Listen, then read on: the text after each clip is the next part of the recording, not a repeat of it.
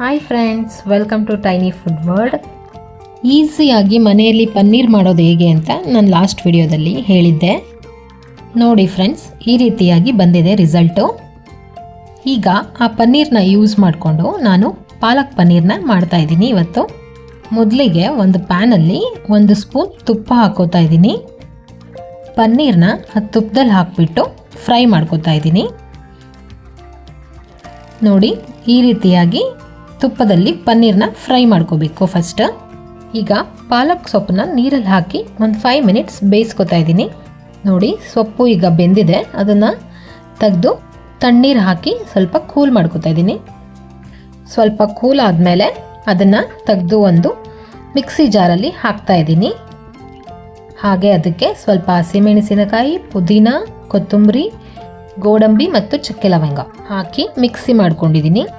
ಈಗ ಎಣ್ಣೆಗೆ ಸ್ವಲ್ಪ ಜೀರಿಗೆ, ಸಾಸಿವೆ, ಕರಿಬೇವು ಮತ್ತು ಈರುಳ್ಳಿ ಹಾಕಿ ಫ್ರೈ ಮಾಡ್ಕೊತಾ ಇದ್ದೀನಿ. ಈಗ ಅದಕ್ಕೆ ಗ್ರೈಂಡ್ ಮಾಡಿಟ್ಕೊಂಡಿರುವಂಥ ಪಾಲಕ್ ಸೊಪ್ಪು ಮಸಾಲಾನ ಹಾಕ್ತಾ ಇದ್ದೀನಿ. ಅದಕ್ಕೆ ಸ್ವಲ್ಪ ನೀರು ಸೇರಿಸಿ ಚೆನ್ನಾಗಿ ಕುದಿಸ್ಕೊತಾ ಇದ್ದೀನಿ. ಈಗ ಅದೇ ಮಿಕ್ಸಿ ಜಾರಲ್ಲಿ 2 ಟೊಮೊಟೊನ ಗ್ರೈಂಡ್ ಮಾಡಿಕೊಂಡು ಮಸಾಲ ಜೊತೆ ಸೇರಿಸ್ತಾ ಇದ್ದೀನಿ. ಅದಕ್ಕೆ ರುಚಿಗೆ ತಕ್ಕಷ್ಟು ಉಪ್ಪು ಮತ್ತು ಫ್ರೈ ಮಾಡ್ಕೊಂಡಿರುವಂಥ ಪನ್ನೀರನ್ನ ಸೇರಿಸ್ತಾ ಇದ್ದೀನಿ.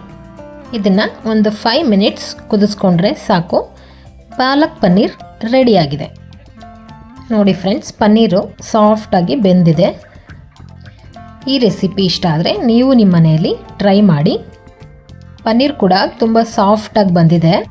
ಟೇಸ್ಟು ಕೂಡ ತುಂಬ ಚೆನ್ನಾಗಿದೆ. ರೆಸಿಪಿ ಇಷ್ಟ ಆದಲ್ಲಿ ಲೈಕ್ ಮಾಡಿ.